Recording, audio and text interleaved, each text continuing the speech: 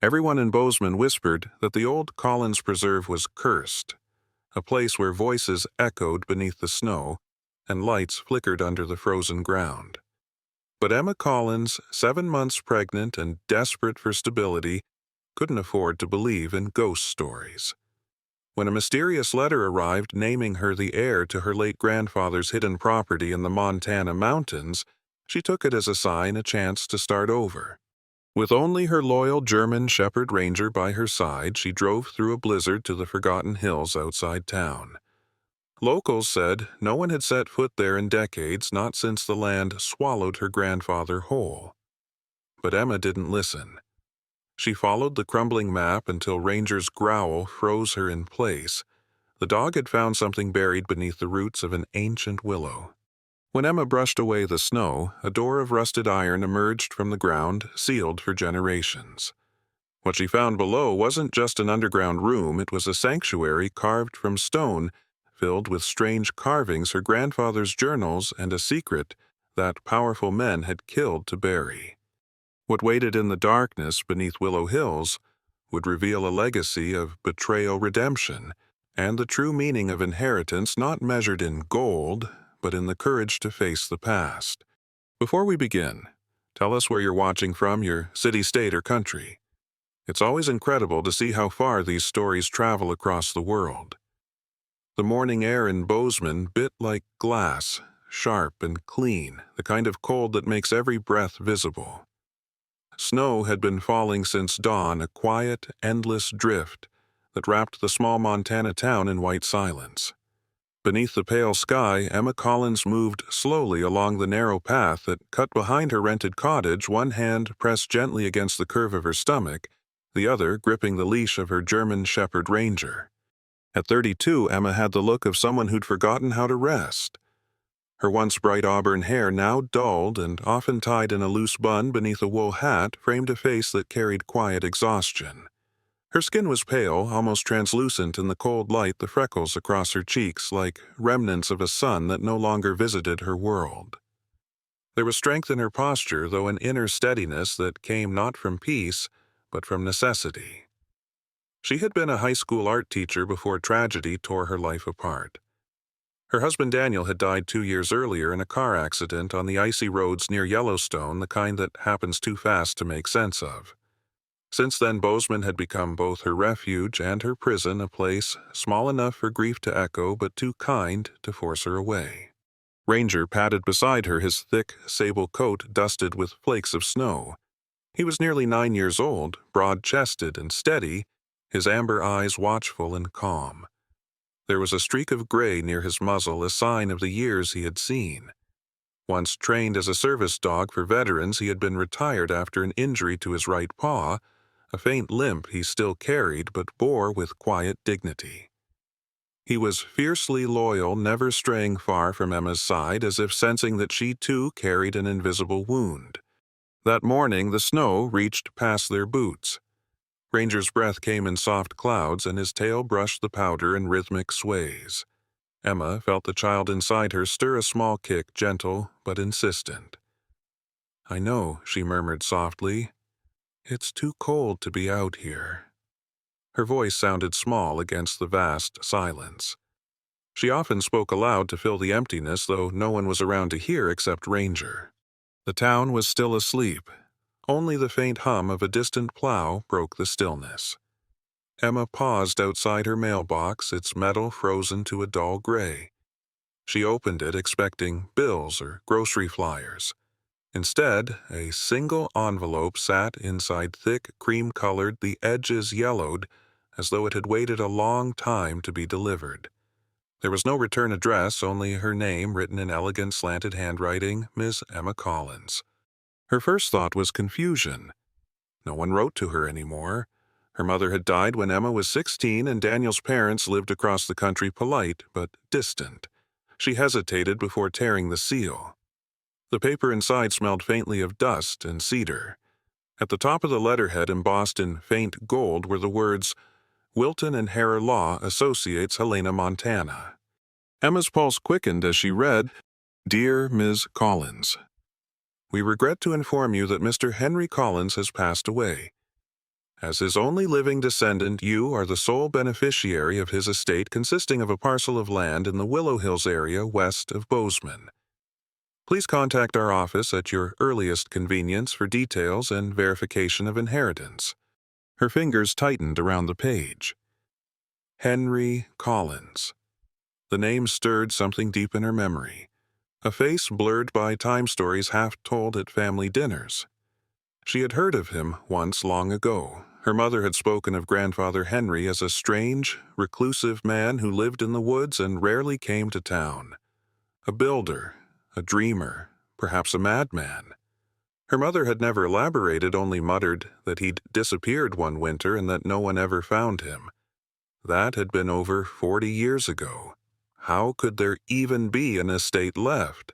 Emma folded the letter carefully, her breath quickening in the cold. The wind lifted strands of her hair, tangling them across her face. The idea of inheriting land felt absurd.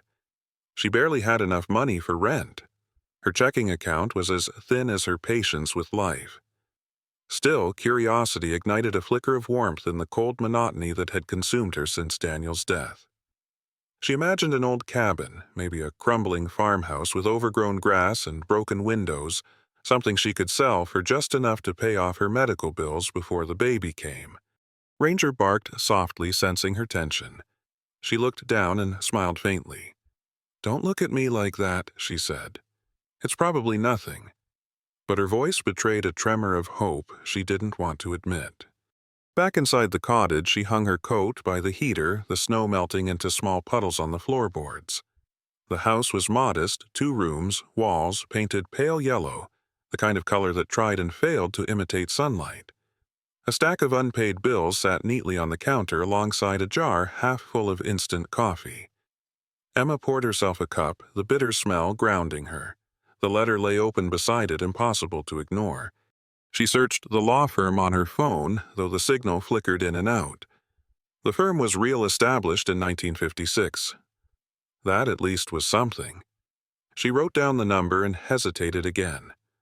The baby kicked. It wasn't just a flutter this time, it was strong, deliberate, as if reminding her she couldn't stand still forever. "All right," she whispered, exhaling slowly. "Let's see what this is about." She dialed. A woman answered, a voice smooth and professional. "Wilton and Harrer. Good morning. This is Emma Collins," she said, her tone cautious. "I received a letter about an inheritance from a Henry Collins." There was a brief pause on the line, the faint sound of papers shuffling. "Yes, Miss Collins. We've been trying to reach you for some time. Mr. Collins's estate was transferred to your name as of last month. It includes approximately 10 acres of land in Willow Hills. Mr. Collins requested that the property be passed only to a blood relative, and since you are the last of his line, it now belongs to you." Emma blinked. "There must be some mistake. I never even met him." "I understand," the woman replied gently, "but everything is in order. You can review the documents in person if you'd like. We'll have them prepared for your signature." Emma thanked her and hung up. Her hands trembled as she placed the phone down. It was real. The inheritance, the land, real. She stared out the frosted window toward the distant mountains where snow blurred the sky from the earth. Somewhere beyond those ridges was a place called Willow Hills, and for reasons she couldn't yet name, it was calling to her. Ranger nudged her hand, pressing his nose against her palm. She smiled faintly and scratched behind his ear. "Looks like we've got somewhere to go, old boy." That night, as the snow thickened and the wind howled around the house, Emma sat at her desk, tracing the edges of the letter over and over. The name, Henry Collins, pulsed like a forgotten heartbeat in her mind. She wondered what kind of man he'd been, why her mother had erased him from every family story, and why after 4 decades his shadow still reached for her. When she finally lay in bed, exhaustion tugged at her, but sleep didn't come easily. She dreamed of trees, tall, silent, heavy with frost. Somewhere beneath their roots, a door waited hidden under the snow. And when she woke at dawn, heart pounding and sheets damp with sweat, she knew she would go. The storm had not let up for 2 days, and the town of Bozeman lay buried beneath a thick white silence. that felt both holy and suffocating. Snow clung to every rooftop and tree branch, and the streets were deserted except for the occasional truck rumbling through to deliver firewood or fuel. Inside her cottage, Emma Collins stood by the window watching the flakes fall in restless spirals.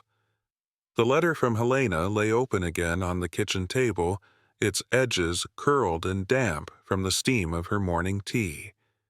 She had read it more times than she could count. She knew now that hesitation would not change anything.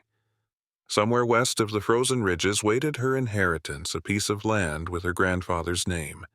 A place no one in her family had ever spoken of, a place she couldn't stop thinking about. By late morning, she packed a small bag water food, her mother's old wool blanket, a flashlight, and the letter itself, and zipped her coat tight over her swollen belly. She moved slower these days. Each step reminded her of the life she carried, of the weight that was both burden and hope. Ranger, loyal as ever, circled the truck twice before jumping into the passenger seat. His breath fogged the window as he looked at her eyes, sharp and steady, the kind of look that seemed to ask whether she was sure about what she was doing. "I have to know," she whispered, fastening her seatbelt. "We both need to know." The truck was a faded blue Ford from the late 90s, rust along the door's heater barely working. It roared reluctantly to life after the third turn of the key. The sound was a comfort, something alive in the dead quiet of the storm. Emma pulled onto the road tires, crunching over packed snow. She kept both hands tight on the steering wheel, the wipers slapping a slow rhythm against the windshield. The world beyond town blurred into white. Pine trees loomed like black shadows in the distance, their branches bowed beneath ice. The road to Willow Hills was barely marked anymore, an old logging route that had fallen out of use decades ago. According to the letter, the property was about 15 miles west, but snow had swallowed every signpost. Emma followed the map she had printed from the firm's email, though it was more guesswork than guidance. After an hour, she stopped at a small roadside cafe that looked like it hadn't seen a customer all winter. A neon sign blinked weakly through the falling snow, Maggie's Diner. Inside it smelled faintly of coffee and frying oil. The bell over the door jingled, and a woman appeared from behind the counter, tall, heavy-set, wrapped in a red flannel shirt and an apron smudged with flour. Her hair, silver at the roots and tied back with a scarf, framed a face both weathered and kind. "You're out in this storm?" the woman asked, her voice carrying the grainy warmth of someone who had seen too many winters. "Heading west," Emma replied, pulling down her hood. "Willow Hills." The woman's brow furrowed. "Ain't much out there now. Roads don't get plowed past the ridge. You sure you want to drive in that direction?" Emma hesitated, glancing toward Ranger, who sat quietly at her feet. "I inherited a piece of land there. I just want to see it." The woman's expression softened. "Well, that explains it. Folks around here still talk about old Collins Preserve. Used to belong to a man who kept to himself. Built some kind of retreat in the woods. They say it's been abandoned since the 50s. People tried to find it, but the snow covers the markers every winter." "What kind of retreat?" Emma asked, curiosity sharpening her fatigue. The woman shrugged, pouring coffee into a chipped white mug. "Some said it was a cabin. Others said it was underground. I never saw it myself, but I remember my father saying the place wasn't cursed, just forgotten." Emma took the coffee, the warmth spreading through her fingers. She wanted to ask more, but something in the woman's eyes, that mix of caution and pity, told her it was better not to. Before leaving, the woman introduced herself as Margaret Maggie Hill, the owner of the diner for 25 years. She had lived through the boom and decline of the lumber mill nearby, watched families move away, and learned that some questions were better left to the mountains. Her kindness was pragmatic, shaped by solitude. "If you get stuck," Maggie said, handing Emma a small paper bag of sandwiches and jerky, "there's a ranger station near Miller's Creek, only a mile off the main road. They'll help you if you need it." Emma thanked her and paid with the last of her cash, promising to return the bag when she came back. Maggie's smile didn't quite reach her eyes. "Be careful, dear. Winter likes to keep what it takes." Back on the road, the storm thickened. The sun was a dull smear behind the clouds, offering no warmth, only pale light. Hours passed in silence except for the hum of the engine and the whistle of wind through the vents. Emma's thoughts wandered to her grandfather. What kind of man leaves behind land no one visits a preserve, no one remembers? Had he meant for her to find it? By late afternoon, the snow had deepened to the height of the truck's tires. The GPS flickered and died. Emma gritted her teeth, navigating by instinct and the hand-drawn map from the letter. Ranger shifted uneasily in the seat, ears twitching. The road narrowed into a trail flanked by firs heavy with snow. Suddenly, the tires spun out on a patch of ice. The truck skidded sideways before crunching into a snowbank. Emma's heart leapt. She slammed the brakes and exhaled shakily. Okay, we're fine. She tried reversing, but the wheels only dug deeper. She sat still for a long moment, breath fogging the glass. Outside, the wind howled, driving snow sideways in sharp flurries. Ranger whined softly. Emma rubbed her forehead, feeling panic creep at the edges. It's all right, boy. We'll walk the rest. She packed what she could into her bag, wrapped the blanket around herself, and stepped out into the storm. The air was cruel. The cold hit her lungs like knives. She could barely see 5 feet ahead. Ranger led the way, nose close to the ground, his body cutting through the snow like a dark arrow. They trudged for what felt like hours, but was likely less than one. Then, through the white blur, she saw something, a faint glint of iron, rising from the snow. She approached and brushed the ice away with her gloved hands. It was a gate tall, but rusted, half swallowed by the drift. The letters on the arch were faint but legible. Collins Preserve, 1924. Her heart stuttered. This was it. After decades, the place still existed. Beyond the gate stretched a field blanketed in unbroken snow. No footprints, no tire marks, just silence. She pushed the gate and it groaned on its hinges before giving way. The wind carried a low moan through the trees, almost like a voice. She hesitated at the threshold, the enormity of it all settling in her chest. The storm, the isolation, the strange destiny that had led her here. Ranger pressed against her leg, his body warm and solid. She looked down at him and managed a trembling smile. "We found it, didn't we?" she whispered. "Grandfather's land."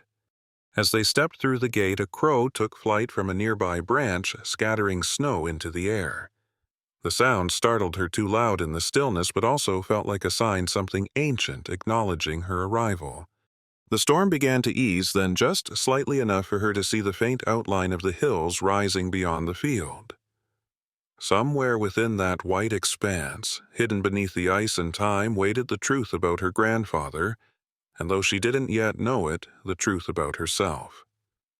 The gate groaned behind Emma as the wind pushed it close, the sound echoing across the frozen field like a final warning. Ahead stretched a forest of willows, their black branches heavy with ice, bending low as if in mourning. The air felt different inside the preserve, still watchful, almost aware. Emma paused, tightening her scarf and brushing snow from her lashes. The weight of the storm seemed to ease for a moment, and in that hush she could hear her own heartbeat. Ranger trotted a few paces ahead, his fur-dusted white nose close to the ground. He was restless, tail stiff, every sense tuned to something unseen.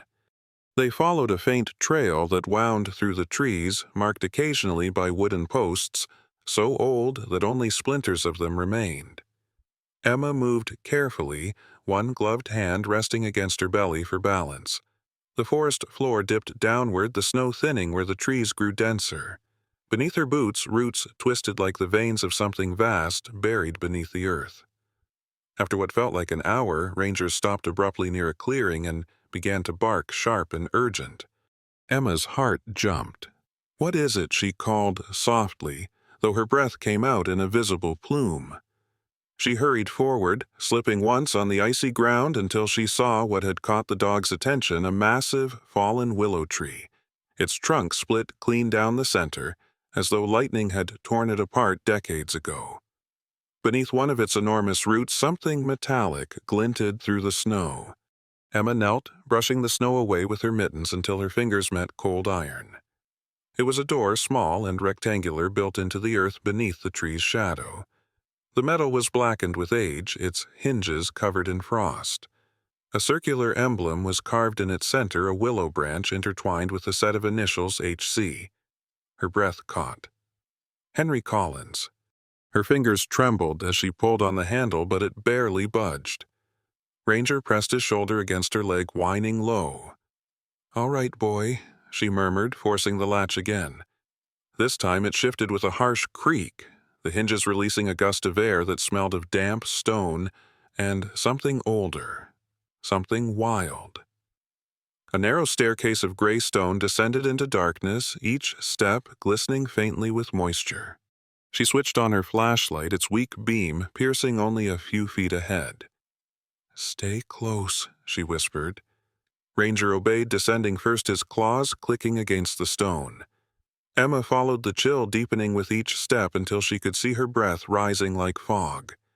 The walls were rough but carved not natural. Someone, her grandfather, she realized, had shaped this place by hand. The staircase spiraled down for what felt like an eternity.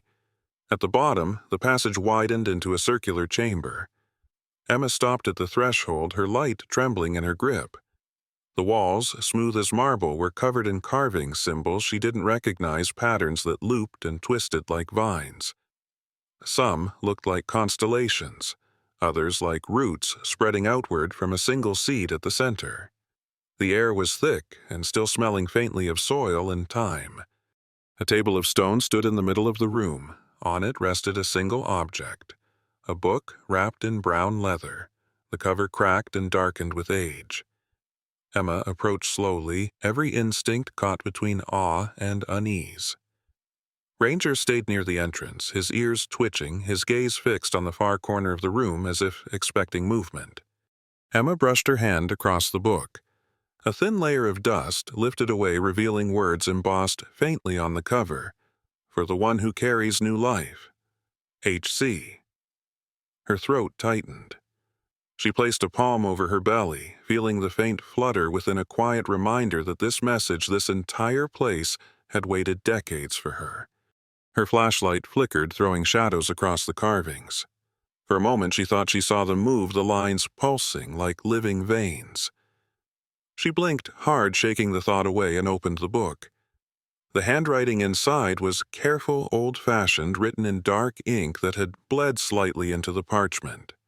June 5, 1948. The work begins again. The world above rots with greed and smoke. They cut the trees, poison the rivers, and call it progress. But beneath the soil there is still purity, a rhythm older than man's hunger. "I will build here, where the willows weep, and give life back to what they destroyed." Emma read on page after page. Her grandfather had documented everything: sketches of chambers, measurements of roots, notes about the ground's composition. He had built this underground home as both refuge and rebellion, a sanctuary for nature itself. He called it the Root House. In one passage he wrote of his despair after returning from war. "I could not bear the noise of cities, nor the laughter of men who had forgotten how to listen. So I came here to the silence." Emma could almost hear his voice through the ink-tired, determined, haunted. He had written about isolation, about building something that might outlive destruction, a monument to renewal. As she turned another page, a line caught her eye. "If you are reading this, then blood has found blood again. The one who carries new life will know what must be done. The land has chosen its heir." A shiver ran through her. The air seemed to hum faintly, as though the walls themselves were aware of her presence. She closed the book, her pulse quickening. "What must be done?" she whispered, her voice echoing softly. Ranger growled, then low and deep. Emma turned her light toward the direction he faced. The far wall wasn't solid stone, it held another doorway, half covered by vines petrified into the rock. She stepped closer, running her hand over the surface. The vines were carved, but beneath them she felt a draft, a hidden passage. She pushed. At first it resisted, then gave way with a sound like breaking ice. Beyond lay a smaller room, narrower, the ceiling lower. In its center stood a wooden workbench, warped by moisture, but still intact. Tools were scattered across it, chisels, brushes, jars of resin. The floor was lined with glass jars filled with seeds, bones, and what looked like fragments of amber. One jar glowed faintly, a golden light pulsing within as if alive. Emma reached for it, then hesitated. Something about its warmth felt unnatural, almost sentient. Her mind raced with half-formed questions. How had he powered this place? How had it survived untouched for decades? Then faintly she heard something water dripping, steady and rhythmic, from somewhere deeper below. She followed the sound to a small grate in the floor. Peering through, she saw darkness stretching beyond the reach of her light. A whisper seemed to rise from it, or perhaps it was just her imagination, the echo of her own breath returning. She stepped back, heart pounding. "We should go," she murmured. But as she turned toward the stairway, her flashlight caught something else, a faint outline on the wall. It was a drawing sketched in charcoal, a woman standing among trees, her hands resting on a rounded belly, a dog at her side. Beneath it, the initials, again, H.C. Emma froze. The figure looked exactly like her. Even the dog's shape was the same, proud and sharp-eared like Ranger. She didn't know whether to cry or laugh or run. For a long moment she stood there, her breath shallow, the past and present folding into one. Somewhere deep in the earth her grandfather had carved a prophecy, or perhaps he had simply believed in the continuation of blood and memory. Ranger pressed close to her, the warmth of his body grounding her to the present. She knelt beside him, gripping his fur. "We'll figure it out," she whispered. "Whatever this place is, whatever he wanted, it's ours now." She blew out a slow breath and took one last look at the glowing jar on the workbench. Then she turned back toward the staircase, the beam of her light trembling over the carvings as she began the climb upward. The wind outside was howling again, but somewhere beneath it, faintly, she thought she heard the earth sigh. The cold air inside the underground chamber seemed to breathe as if the roots and walls themselves had awakened. Emma stood frozen beside the stone table, the journal of Henry Collins still open in her trembling hands. Her flashlight flickered again, its dying light tracing over the carved words like a heartbeat fading in and out of existence. She felt Ranger press against her leg, his body's stiff ears pointed, tail low. His instincts warned him that something had changed in the stillness. Then it happened. The carvings on the walls began to glow with a dim amber hue, spreading slowly in branching lines that resembled veins of light. Dust drifted down from the ceiling as faint mechanical clicks echoed through the chamber, followed by a soft rumble beneath her feet. Emma's breath caught. The faint hum of movement grew into a deep vibration, and from the far side of the room a section of the stone wall split open, revealing 5 wooden chests embedded into the earth.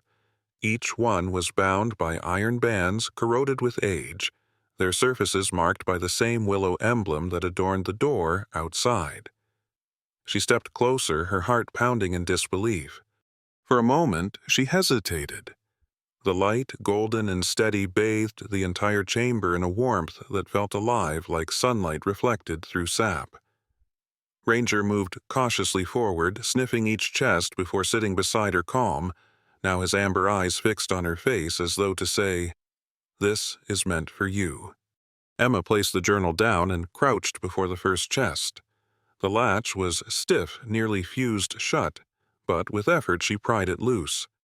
Inside, nestled among rotting cloth, lay thick bars of gold, dozens of them stamped with U.S. Treasury 1933. They gleamed with an otherworldly brightness in the low light, each one heavy with history. Her breath trembled as she reached out to touch one. It was cold at first, then warm as if the metal remembered human hands. Beneath the gold was a folder of yellow documents, blueprints, letters, and a small photograph of Henry Collins standing beside a younger man. She lifted the photo closer to the light. Henry was exactly as she had imagined him, lean, angular face, with deep-set eyes, his gray hair brushed back neatly, the stern expression of a man who'd seen too much of the world's cruelty. The man beside him was younger, broader in the shoulders with a heavy mustache and a faint scar that ran from his temple to his jaw. On the back of the photo were the words HC&TM Gallatin Mining Company 1931. Emma turned to the next chest, forcing it open.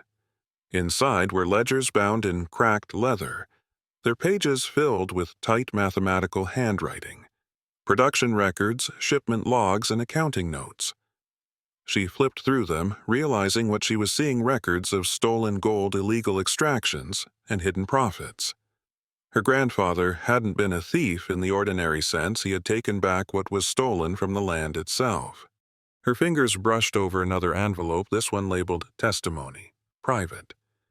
Inside were letters addressed to a Senator Harris detailing the crimes of the Gallatin Mining Company, how the corporation had polluted the river, how miners had died in collapsed tunnels after warning their employers about unsafe conditions, how the company had bribed local officials to bury the truth.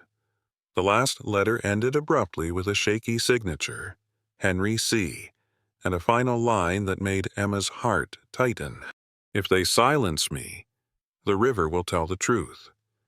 Its gold will sleep until justice wakes it again. Her grandfather had been hunted not for theft, but for defiance.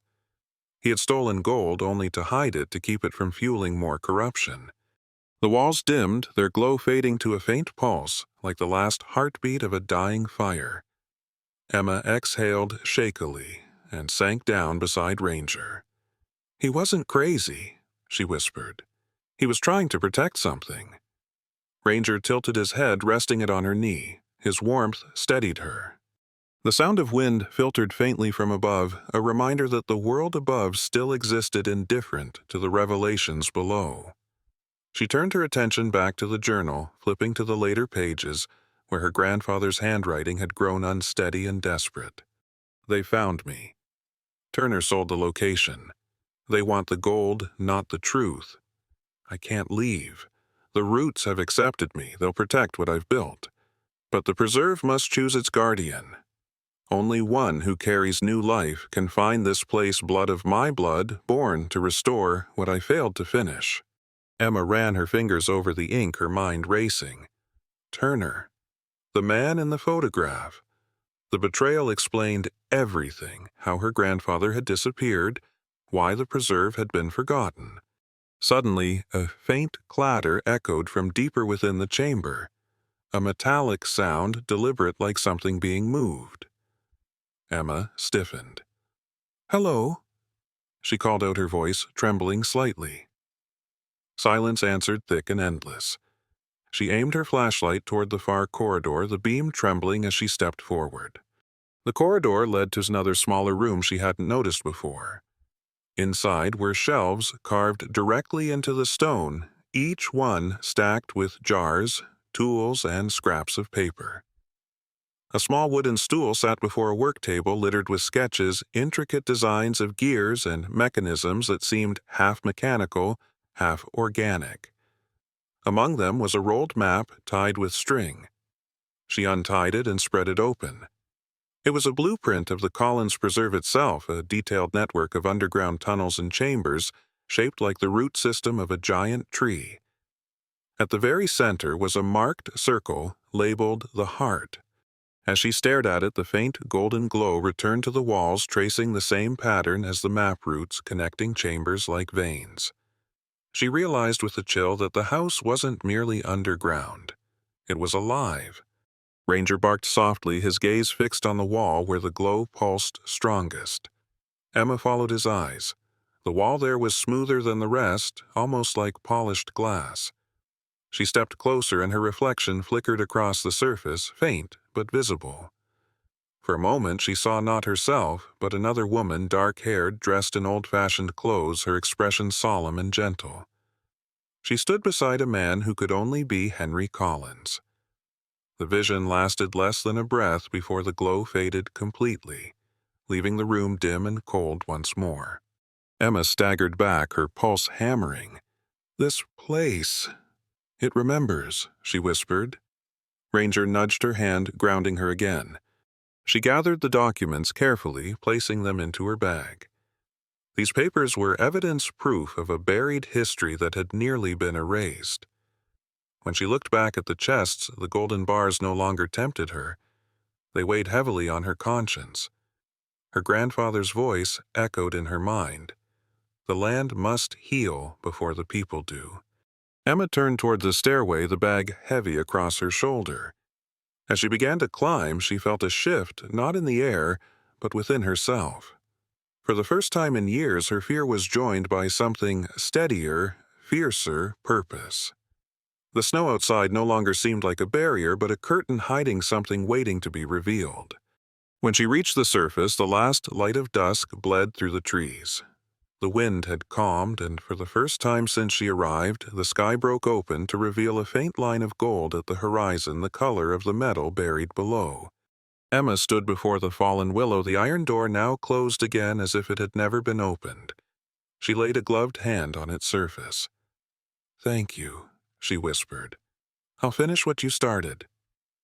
Ranger pressed against her leg, looking up at her with eyes that reflected the fading light.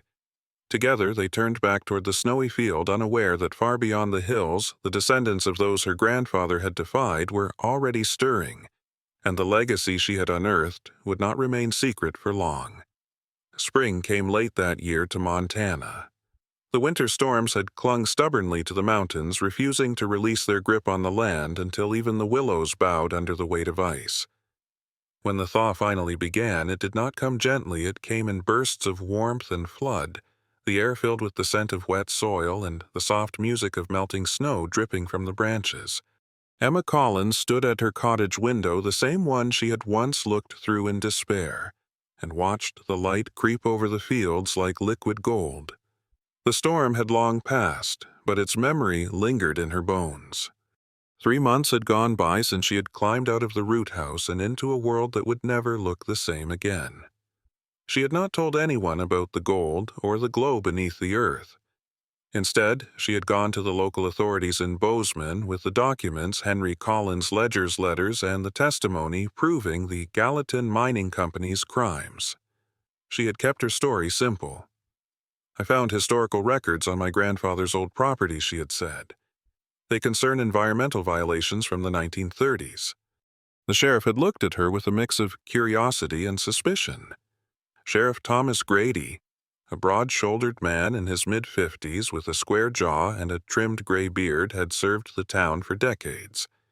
He was cautious by nature, a man who believed every story had a missing piece, but his sense of fairness outweighed his cynicism. His eyes, pale green sharp, but not unkind, had softened slightly when Emma showed him the documents. Grady had seen his share of treasure hunters and liars. Emma was neither. Her voice trembled with the weight of something too big for greed, too honest for deceit. Grady passed the materials on to the Historical Commission in Helena, and within weeks a small team of state archivists arrived in Bozeman. Among them was Dr. Clara Winslow, a woman in her early 40s whose energy and precision made her stand out instantly. She was tall and slender with cropped dark hair and glasses that caught every gleam of light. A historian of environmental policy, Clara had spent her life studying lost ecological projects across America, but even she was unprepared for what the Collins documents revealed. When Emma first met her, Clara had carried a leather notebook filled with hurried sketches and annotations. Her handshake was firm, her gaze quick and assessing. "You may have stumbled onto one of the most important environmental archives in Montana's history," she said. "This isn't just about land ownership, it's about restitution." Emma felt a flicker of pride, but also fear. She had not told Clara about the root house nor the gold that still slept in the earth. Some secrets were meant to protect, not to expose. She let them assume the Collins Preserve was merely an abandoned conservation effort from the past. Still, her grandfather's words stayed with her: the land must heal before the people do. Weeks turned into months. The documents spread across desks in Helena, their contents sparking debate in state meetings and academic circles. The Gallatin Mining Company, long dissolved, had its name resurrected in newspaper headlines. Hidden records reveal 1930s pollution scandal. One article read, Emma avoided reporters, focusing instead on what she could control the future. Sheriff Grady visited her cottage one afternoon in early March. He removed his hat as he entered, his weathered face reddened from the wind. "You did a good thing, Miss Collins," he said, taking the chair across from her kitchen table. "The historians verified everything. The state's setting up an environmental trust using the value of what they're calling recovered assets. Your family's name will be part of it." "AIM?" Emma blinked. "A trust." He nodded. "They're calling it the Collins Renewal Foundation. You're the founder by right of inheritance. They'll help you restore the land, turn it into a living preserve. And from what I hear, some folks in Helena think it could attract grants, maybe even federal recognition." She smiled faintly. "I think you would have liked that," she said. Grady looked around the modest kitchen, then back at her. "You know, I never met your grandfather, but I heard stories. People said he was stubborn, brilliant, maybe a bit mad. I guess the world wasn't ready for men like him back then." Emma felt warmth bloom in her chest. "Maybe now it is." When the first buds appeared on the willows, Emma went back to the hills. The land looked different under sunlight, no longer bleak and cold, but brimming with possibility. Teams of volunteers from Bozeman came to help clear dead branches, replant seedlings, and test the soil. Clara Winslow returned too, bringing young researchers from the university. The group worked tirelessly, documenting every species that began to return to the preserve. "This place is remarkable," Clara told her one afternoon, brushing dirt from her gloves. "The soil here is unnaturally rich, as if it's been protected from the worst of time." Emma didn't respond. She simply watched the breeze move through the willows, their leaves shimmering silver green under the sun. Ranger lay beside her, his fur gleaming with age and wisdom. His movements had slowed, but his eyes were as bright as ever, and he still rose whenever she stood unwilling to let her wander far. By April, the snow had vanished completely. Wildflowers pushed through the soft ground, bluebells, asters, and the small yellow blossoms of mountain buttercups. Emma's belly had grown heavy, her steps slower, but her spirit lighter. Each morning she would rise before dawn, Ranger following at her side, and walk the trail up to the highest ridge. There, overlooking the valley, she could see the full sweep of the Collins Preserve stretching out like a living tapestry of green and gold. When labor came, it arrived with both fear and grace. The midwife, Nora Bennett, a gentle woman in her late 50s with kind eyes and steady hands, had been recommended by the town doctor. She arrived at dawn wrapped in a wool coat and smelling faintly of lavender and tea. "You're strong, dear," she said as she checked Emma's pulse, her voice low and rhythmic, the tone of someone who had guided countless lives into the world. The delivery was long, but mercifully free of complications. When it was over, Nora handed her a crying, red-faced boy swaddled in a soft blanket. Emma wept, quietly overwhelmed by the sight of him. The baby's hair was dark like hers, his skin pink and warm. "Henry," she whispered, pressing a kiss to his forehead. "Your name is Henry." Ranger had stayed just outside the room through it all, pacing at the door, his anxious whining breaking only when the baby's first cry filled the air. When Nora left later that evening, she paused at the door, smiling. "You have a protector," she said, glancing at the dog. "He knows his duty." As the weeks passed, life settled into a new rhythm. The foundation took shape with Clara handling the paperwork and organizing restoration teams while Emma managed the land directly. Reporters occasionally called, but Emma rarely gave interviews. She preferred action to words. By May, the preserve had transformed. Streams, once frozen under silt, ran clear again. Birds returned, filling the trees with song. And one morning, as Emma carried Henry up the hill wrapped in a white blanket, she saw something that took her breath away. The willows had begun to bloom. Their branches shimmered gold under the sunrise, and beneath them the earth pulsed with color and life. She stood there a long time, holding her son close, her breath mingling with the morning mist. Ranger lay nearby, watching the horizon, his fur silvered with age. The air smelled of renewal, wet grass, young leaves, and the faint sweetness of pollen. Emma looked out over the valley and whispered softly, "Grandfather was right. Real wealth isn't in gold, it's in the life that grows back." As the light spilled over the hills, she felt something stir beneath her feet. Not threatening, but alive, like the heartbeat of the land itself, slow, ancient content. The Collins Preserve had awakened not as a secret, but as a promise fulfilled. In the end, Emma's journey wasn't just about gold or legacy. It was about faith, grace, and the quiet miracles that bloom when we choose to heal instead of hoard. Beneath the snow and sorrow, God had been working all along through loss, through wading through the roots of a broken past that grew into something living again. Sometimes his miracles don't arrive with thunder or light, but with a whisper in the wind, a sunrise after the longest night, a new life born where we thought nothing could grow. If you've ever felt buried beneath the weight of your own winters, remember, even the coldest ground can bring forth life when touched by faith. Keep believing. Keep planting kindness and trust that God is already preparing your spring. If this story touched your heart, share it with someone who needs a little hope today. Leave a comment below about what you're praying for, and don't forget to subscribe. Together, we'll keep spreading stories of light redemption and quiet miracles. May God bless you and your loved ones with peace, renewal, and a faith that never fades.